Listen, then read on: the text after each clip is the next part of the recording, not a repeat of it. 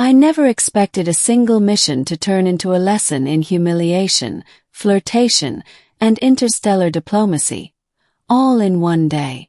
And yet, there I was, standing in the grand chamber of the alien queen, trying to figure out how my life had spiraled this far out of control. It all began with a simple delivery mission. The United Earth Space Corps had tasked me with transporting a diplomatic package to the capital planet of the Velari Empire, a civilization notorious for their strict hierarchy, dazzling technology, and, apparently, a very peculiar sense of humor.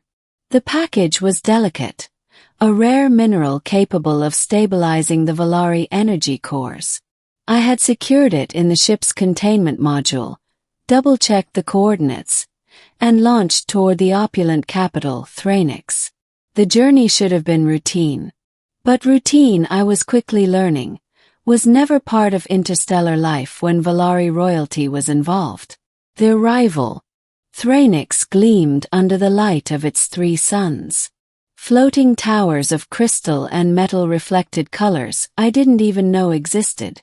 The docking bay I entered was enormous, bustling with officials, guards, and servants moving with precise, fluid motions that looked choreographed. I was greeted by a slender Velari aide named Tellen. She guided me to the main palace, a structure carved from what seemed like liquid metal and adorned with floating orbs of light. "Your package will be received by Her Majesty herself," Tellen said. "And she expects punctuality." Punctuality was one thing. What I wasn't prepared for was the Queen herself. Queen. She entered the chamber like a storm contained in elegance. Her hair shimmered silver, cascading like liquid light. Her eyes were 2 orbs of violet energy, studying everything, everyone, yet seeing nothing but the truth. The gown she wore reflected the colors of the room, moving as if it had its own consciousness. "Human," she said, her voice calm but unyielding, "you bring something for me." "Yes, Your Majesty," I replied, bowing awkwardly. "A stabilized energy core additive, as requested." She approached, eyes narrowing ever so slightly. I handed her the package.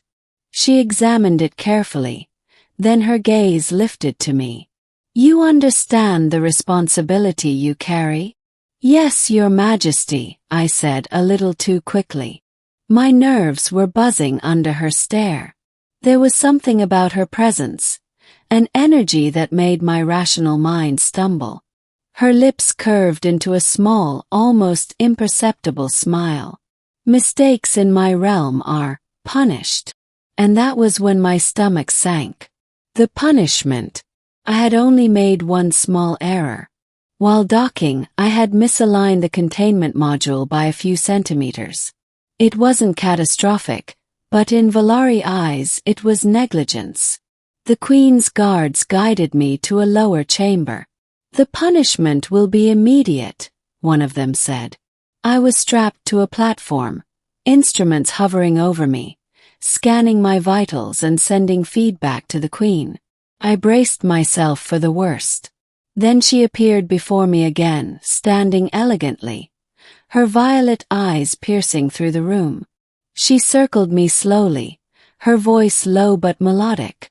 "Humans are unpredictable," she said. "But your energy, your aura, is unusual. You make mistakes, yet there is a spark of something else. Something dangerous." I swallowed hard. I'll do better, Your Majesty." Her gaze lingered on me for a long moment. Then, to my utter shock, she leaned closer, tilting her head slightly. "If you were single," she said almost teasingly, "I'd give you my number." The world tilted sideways. My brain refused to process the words. Did I just hear that correctly? The flirtation. What? I stammered, blinking. The Queen's smile widened, faintly mischievous. "Do not pretend you did not hear me, human. Do you understand the proposal hidden in words?" "Proposal?" My voice squeaked. "Playful, yes," she admitted, but sincere in intent. You intrigue me. Most humans are so linear. But you carry unpredictability. And I like that. My mind raced. Punishment had turned into flirtation. 1 second I was facing the Queen's wrath. The next she was flirting with me. Her guards looked equally confused. Some were whispering to each other, trying to interpret the situation. Your Majesty, You may speak freely, she said. Though be careful. Every word is observed. I thank you, I said, completely fumbling. Her laughter echoed, a sound like crystal chimes. Clever answer. But do not mistake politeness for wit. She walked around me again, her movements fluid, hypnotic. The punishment is mitigated. But only because you are amusing.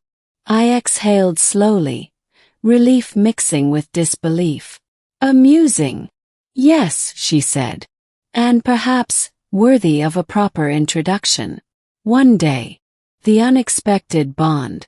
Days passed, and my duties within the palace shifted. Instead of being confined to the punishment chamber, I was now accompanying the Queen in various administrative and ceremonial tasks, under supervision, of course. We spoke more frequently. She was curious about human culture, habits, humor. I explained everything from Earth food to our social customs. In return, she shared tales of Velari history, politics, and the rituals of the court. Yet the flirtation lingered. Every look, every subtle gesture, carried that hidden weight. It was dangerous and thrilling at once. One evening, as we walked through a gallery of floating crystal sculptures, she paused. Tell me, human, she said softly, do humans often find themselves attracted to those in power? I hesitated. Some do. Some try not to. She smirked, violet eyes glimmering.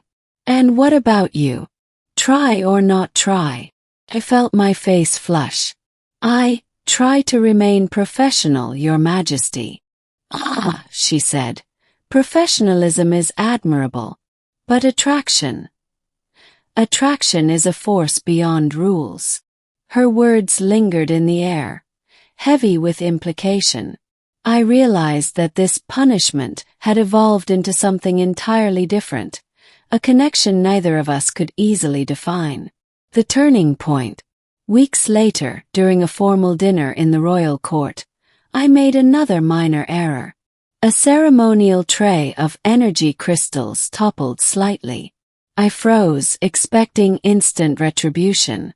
The Queen leaned forward, eyes glittering, and whispered, "Do not worry. Your mistakes are endearing." The entire court fell silent. Her compliment, or was it a tease, sent ripples of curiosity through the room.